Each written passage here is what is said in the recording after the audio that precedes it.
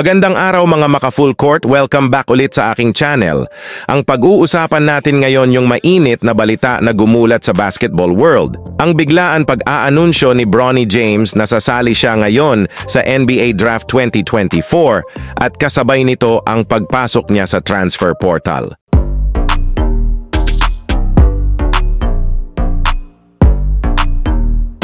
So kagabi nga ay nag-post na sa kanyang social media accounts itong si Bronny James ng kanyang official na pagde-declare dito sa NBA draft.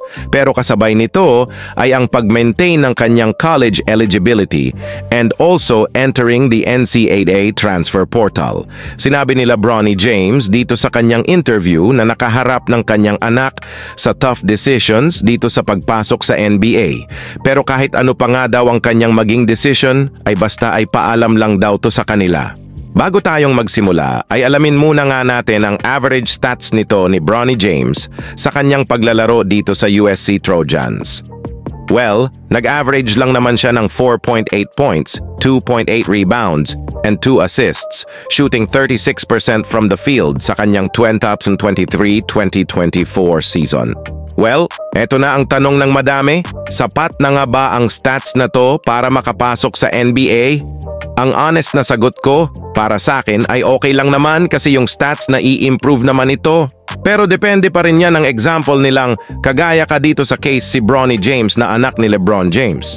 At the end of the day, nawala naman talagang content kung hindi lang anak to ni LeBron James itong si Bronny James. Bakit mag-aksaya ang NBA sa ganitong stats kung napakadami pa ang mas magagaling sa kanya? Sa dami-dami ba naman ng players na mag-enter sa NBA draft, baka hindi talaga nila i-consider ang ganitong stats. For example na lang na walang LeBron James na related. Pero bakit nga ba kasi nagkandaloko-loko ang stats nito ni Bronny James sa USC Trojans? Ito ay matapos ang kanyang cardiac arrest itong August lang. Ito yung during ng workout niya sa USC Trojans, dahilan para maging limitado lang ang kanyang oras sa paglalaro dito para sa team. Dahil nga siya naging sakit niya, na ito ay naging malaking epekto nga ito sa kanyang playing time, gayon din sa paglalaro niya dito sa team. Kaya ang talina din talaga ng pagkakadesisyon ngayon dito ni Bronny at LeBron James, dahil pumasok din siya dito sa transfer portal. Ang ibig sabihin lang nito, kung sakasakali man na worst case scenario ay hindi madraft dito si Bronny James, ay may pag-asa pa rin siya makapaglaro dito sa college basketball. Well, at the end of the day, makakapasok pa rin siya dito sa affiliate ng NBA na NBA G League. After nito, pwede din siya magkaroon ng two-way contract sa possible NBA team na magka-interest sa kanya. Yan lamang ilan sa napakadaming dahilan para makapasok sa NBA itong si Bronny James.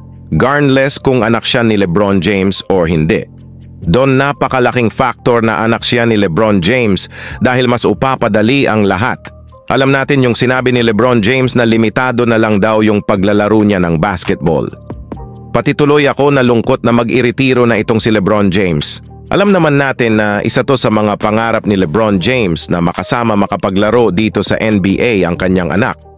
Kasi kung sakasakali man mangyari ito next season, baka hindi na natin makita si LeBron James for the following seasons. Wag naman sana, no? Pero bago pumasok dito sa USC Trojans, itong si Bronny James, siya ay tumatatak bilang 26 pick dito nga sa 2023 NBA Draft Prospects. Pero last year pa kasi to at bago pa siya maglaro ng college basketball. Ano masasabi nyo dito? Pwede na ba si Bronny James sa NBA? At yun lamang po mga ka-full court ang hatid kong balita ngayon. At kung nagustuhan nyo yung aking video, mag-subscribe na lang po kayo or like at para updated po kayo sa mga bagong kong video. If nagustuhan nyo yung video, kung may time po kayo mag-iwan na lang po ng comment sa video na ito.